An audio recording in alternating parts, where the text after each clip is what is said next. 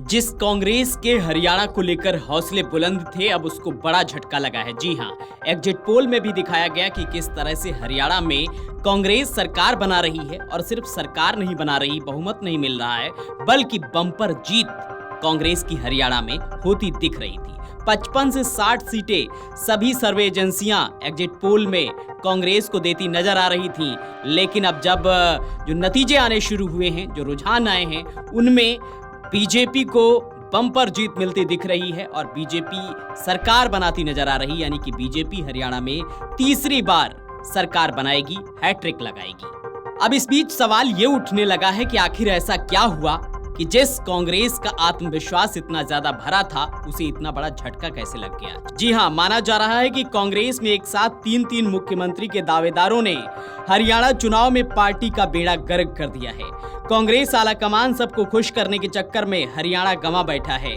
कांग्रेस के एक वरिष्ठ नेता की माने तो हमारे नेताओं ने बीजेपी को हरियाणा की सीएम की कुर्सी गिफ्ट में दी है। भूपेंद्र सिंह हुड्डा की राजनीति इस चुनाव के बाद खत्म हो सकती है, लेकिन रणदीप सुरजेवाला या कुमारी शैलजा की भी मुश्किलें बढ़ सकती हैं, क्योंकि कांग्रेस की तीसरी बार हार से ये साबित हो गया है कि हुड्डा जाट के अलावा और दूसरे वर्गों को साध नहीं पाए। ऐसे में सवाल उठता है कि हरियाणा में कांग्रेस की हार के कौन कौन से कारण हैं। तो चलिए आपको बताते हैं। कांग्रेस एग्जिट पोल के नतीजे से काफी उत्साहित नजर आ रही थी। मंगलवार को 10 बजे तक तकरीबन बीजेपी कांग्रेस से काफी पिछड़ रही थी, लेकिन एकाएक चमत्कार शुरू हुआ और बीजेपी 36 से बढ़कर 52 तक पहुंच गई। इसके बाद से लगातार बीजेपी तकरीबन 12 बजे तक 49 से 50 सीटों पर बढ़त बनाए रखी और अब लगातार ये बढ़त कायम है। इस बीच 52 सीटों से घटकर कांग्रेस 35 सीटों पर पहुंच गई। हालांकि लगभग 1 दर्जन सीटों पर हार जीत का अंतर 1000 से लगभग 2000 के बीच रहने का अनुमान है। अब बीजेपी तीसरी बार क्यों सत्ता में आएगी, इसके भी कारण है। बीजेपी आलाकमान ने अपने नेताओं को संयमित रहने को कहा, साथ ही ग्राउंड लेवल पर कार्यकर्ताओं में ऊर्जा का संचार किया।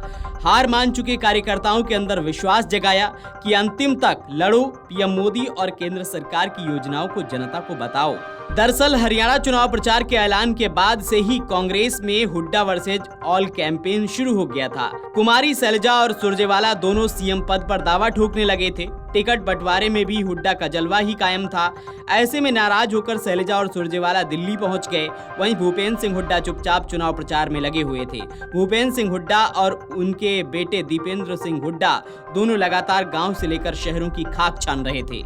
लेकिन कांग्रेस आलाकमान को लग रहा था कि हुड्डा की वजह से कांग्रेस सत्ता में आएगी। इसके साथ ही लोकसभा में प्रदर्शन और 10 सालों का एंटी इनकम्बेंसी से बीजेपी खुद बाहर हो जाएगी।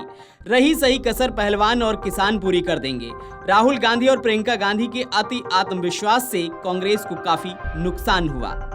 राहुल गांधी ने बेशक कुमारी शैलजा और हुड्डा की मीटिंग करवाई और हाथ मिलवाया, लेकिन दिल नहीं मिलवा पाए, जिसका असर ये हुआ कि दलित वोट बैंक में बीजेपी ने सेंध लगा दी। बीजेपी को लोकसभा चुनाव में जो नुकसान हुआ था, उसकी भरपाई विधानसभा चुनाव में कर ली। दूसरी ओर कांग्रेस लोकसभा में 5 सीटें जीतकर दलित वोट बैंक पर जो एकाधिकार समझ रही थी, उसको विधानसभा चुनाव में झटका लगा है। वीडियो डेस्क अमरउजाला.com। अगर आप ये वीडियो YouTube पर देख रहे हैं तो हमारे चैनल को सब्सक्राइब कर बेल आइकन दबाएं और Facebook पर देख रहे हैं तो हमारे पेज को लाइक करें। 8 मिलियन प्लस सब्सक्राइबर, आपके इस भरोसे के लिए बहुत धन्यवाद।